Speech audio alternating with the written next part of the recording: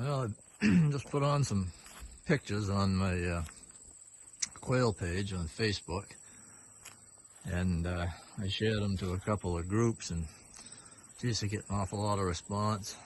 And I took the video and some pics of some of my quail down below in the other section, but I took another video of up here in this section here. I call this the south wing of the farm, and that video turned out to be over 14 minutes long, and I tried to get it loaded on there about 10 times and it just wouldn't take it. So I'm going to try to do this in a couple of shorter videos and see what happens. Now I've got more young Merns, some other age groups that I took and put out recently, and here's a little batch that actually started to toe pick on me. I don't usually have that happen at this age, but so I took them and I caught them all, and I burnt the beaks back and do that a lot. Pull the shavings out, feed. Yeah, so they're, I think I nipped it in the bud, and they're on the mend. They put some blue coat on their feet, so if somebody gets some quail shipped to them and they're finally full colored and feathered out nice, and the feet look a little purple tinted, that's what that is. But I won't send anything out if it's got any damage. Not like that guy from Michigan sending out quail with half the toes chewed off. That's a goddamn shame. Yeah, I got a batch that's a little older in here. These guys have been doing really good. I just put them in here yesterday. I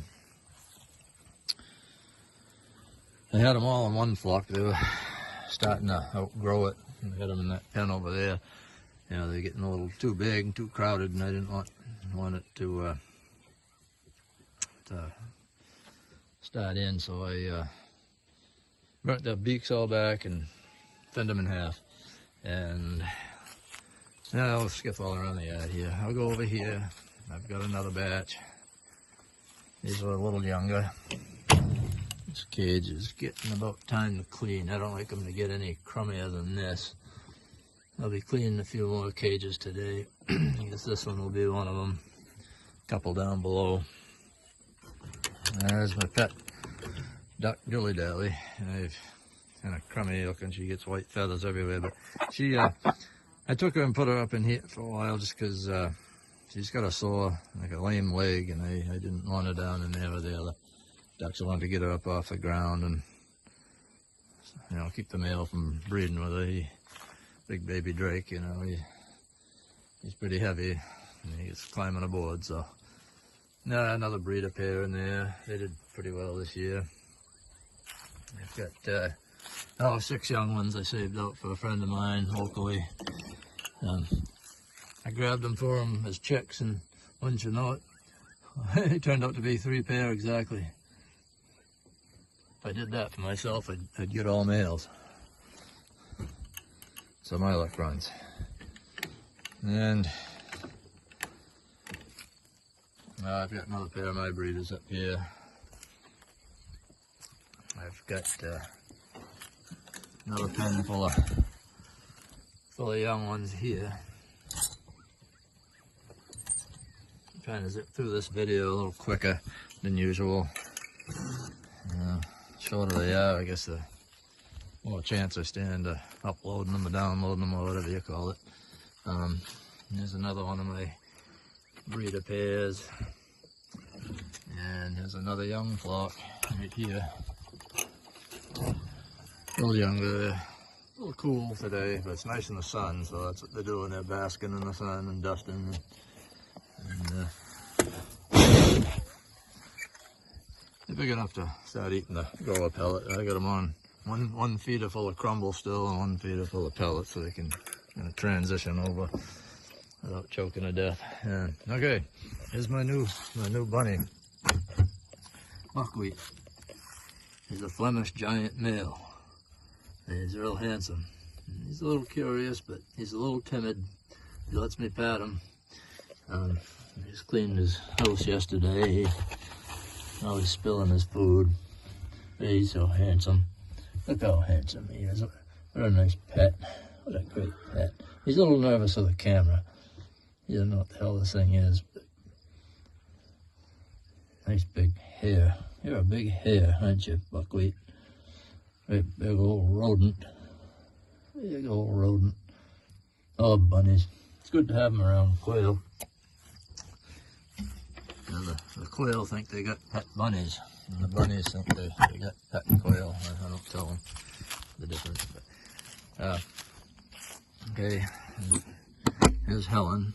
She's a Flemish giant, but I think she might have been the runt of the litter, because they don't get quite as big as the males. But she's the same color as Moonbeam used to be.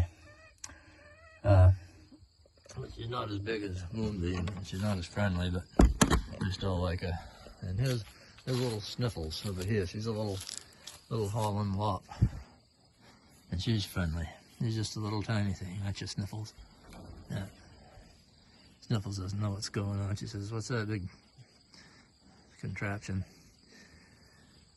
Okay, let's see. Okay. Oh, I've got just a pair of young Bantams in the areas this year, and hopefully be a good setup for next. There's a decent little bunch under hens this year. I still got some young ones under hens. And I took a picture. Well, a friend of mine took a picture of this pair of elegant quail, and he came up and got a lot of views on there and a lot of likes on my Facebook page. Yeah, I only kept a few pairs. Well, I had a lot of extra hens left over last year. I was heavy on hens, but I didn't have the males for them. But this is my only pair out of the 3 pairs that I have that produced. So I didn't raise too many elegants this year. But yeah, so I got a few empties. And over here, I've got my oldest batch of young mountains, and I would say in another week and a half I'll be able to sex them. They're getting a little more feathered up in their necks. There's a female right there. I can tell that's a hen already. A little brown up the back of her neck. I hope I'm heavy on hens. There's a lot of people that want trios and stuff. I usually can't do that. It just leaves me stuck with a lot of extra males. This one's all emptied out. I cleaned it this morning. No, last night. Last night I cleaned this one. All new shavings, ready to put somebody in later today. And take some birds out of the shed. I got a lot in there. I've got a Bantam hen that raised 6 young ones, and only one of them's a hen right there. But they're real nice. And some of the earliest ones, big and plump. As you grab a hold of them, like a great big orange or a mini grapefruit. And you know, the hens they still all like each other, so I'll leave them together. I might keep these for some breeders next year, like these nice extra tame, friendly ones that will come up and eat out of my hand. Oh, I've got another pair of elegants in that pen.